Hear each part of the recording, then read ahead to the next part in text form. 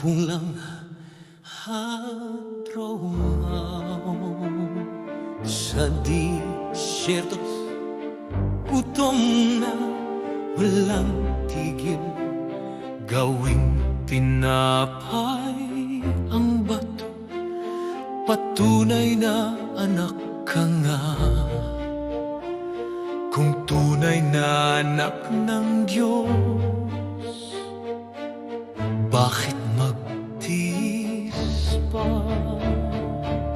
Sabihin mo na, kainin mo, madaling landas ito.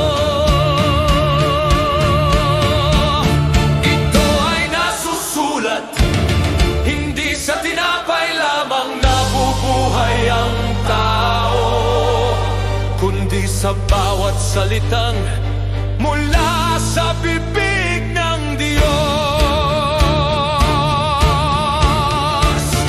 Lahat ng kaharian ng mundo, kanilang luwalhati, ibibigay ko sa'yo.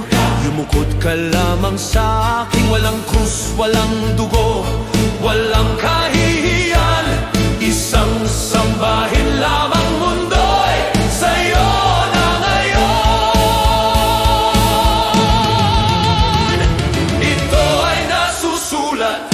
Sambahin mo ang Panginoon mong Diyos at siya lamang ang iyong paglilingkuran.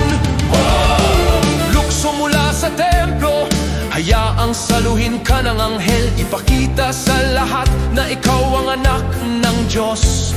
Huwag mo raw subukin ang Diyos, halika subukin natin, tingnan natin kung totoo ang kanyang pangako. Ito ay nasusulat, huwag mong subukin ang Panginoon mong Diyos. Naniniwala ko sa kanyang timing at salita. Ito ay nasusulat, ang salita ang pumupuksa sa kasinungalingan. Ang kampeon ay nabuhay, Satan ay natatalo na. Puspos ng banal na espiritu, ang anak ay nagtagumpay. Tagumpay magpakailanman, ang laban ay tapos na. Kung saan nabigo si Adan, kung saan naligaw si Israel, ang tunay na anak ay nanalo sa lahat ng tukso. Ngayon bawat temtadong kaluluwa ay makakatawag. Ito ay nasusulat at tatakas ang dyablo.